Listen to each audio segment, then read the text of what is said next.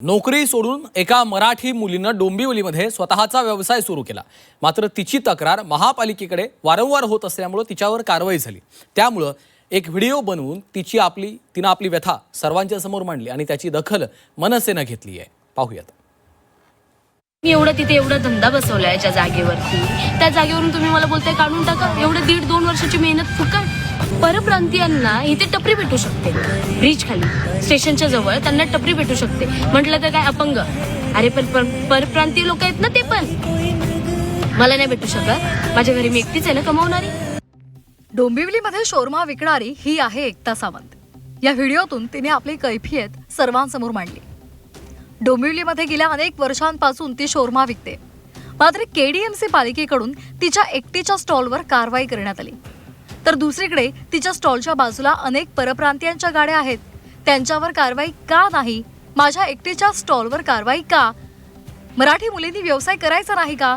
असा संतप्त सवाल एकता सावंतनं विचारलाय. दरम्यान तिच्या या व्हिडिओनंतर थेट राज ठाकरेंनी तिची दखल घेतली. माझ्या घरी मी एकटीच आहे ना कमावणारी. एवढी मेहनत करतेय, माझी मेहनत खोटी आहे का? खोटी असती तर बात वेगळी आहे ना. सगळं दाखवून देतो तुम्हाला किती लोकांचे धंदे चालतात सिलेंडरवरती. त्यांचे स्फोट नाही होणार का? माझ्या एकटीचा स्फोट होणार का? हा? आणि मला आता सांगितलं गेले तुम्ही तिथून बंद करा, तुम्हाला कुठेतरी जागा देतो. मला आहे ना, जर जागा द्यायचीच असेल ना तर ब्रिज खाली मला पण एक टपरी टाकून द्या छोटीशी. मग मला कळेल की खरंच मला मदत झाली. कुठे पण कोणत्या पण कोपऱ्या कानात टाकून देणार मी? कशी उभी राहणार? राज ठाकरेंच्या आदेशानंतर मनसेचे नेते अविनाश जाधव तिच्या मदतीला धावून आले. मला टपरी टाकून द्या, त्यात मला राज ठाकरेंचा फोटो लावून द्या, अशी मागणी तिने जाधवांकडे केली. त्यानंतर उद्याच टपरी टाक, साहेब आयुक्तांशी बोलतील असं आश्वासन जाधवांनी तिला दिलं.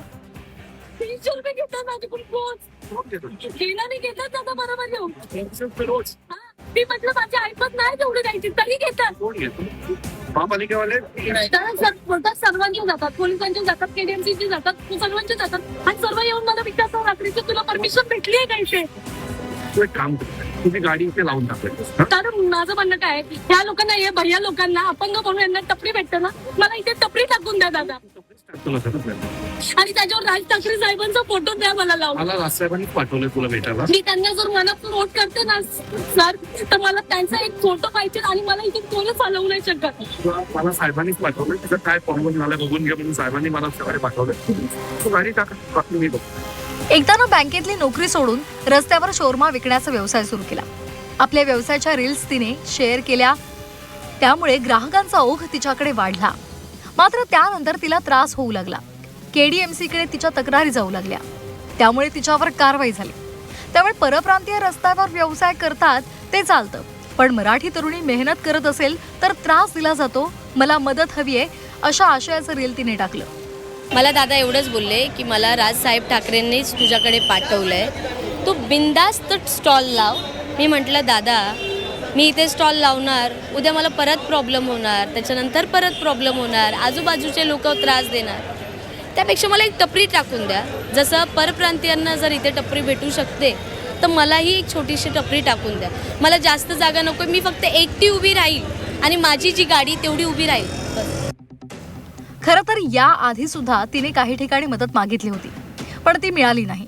मात्र तिच्या व्हिडिओची दखल मनसेने घेतली. सत्ता असो वा नसो, मराठी माणसासाठी आपला लढा सुरूच राहणार असं सांगणारी मनसे एकताच्या मदतीला धावून गेली. यावर त्या ताईच्या स्टॉलला कुणी हात लावला तर मनसेची ताकद दिसेल असा इशारा मनसेचे नेते अविनाश अभ्यंकर यांनी दिलाय.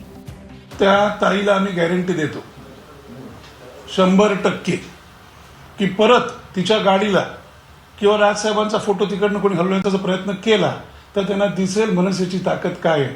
मला वाटतं तिकडे आमचे अविनाश जाधव आहेत, ते ऑलरेडी तिथे गेलेले होते आणि सन्मान्य राजसाहेबांनी त्यांनी या विषयावर चर्चा केलेली आहे. तिने अजिबात काळजी करू नये किंवा महाराष्ट्रातील कोणी इतर तायांनी कुठलीही काळजी करू नये.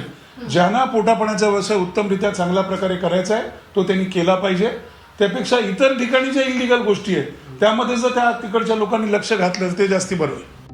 मराठी भाषा असेल किंवा मराठी माणूस, मुंबईत किंवा अन्य ठिकाणी कुठेही त्यांच्यावर अन्याय होत असेल तर मनसे नेहमीच त्यांच्यासाठी धावून जाते. अशी अनेक उदाहरणं आपल्याला पाहायला मिळत आहेत.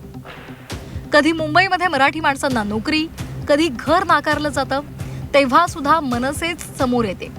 अशा मगरूर लोकांना धडा शिकवते. त्याचप्रमाणे आताही मनसे डोंबिवलीतल्या मराठी तरुणीसाठी धावून आली आणि तिच्या व्यवसायात पुन्हा कुणी बाधा आणू नये असं आश्वासन देऊन तिला लढण्याची हिंमत दिली. आतिश भुई, झी 24 तास, डोंबिवली.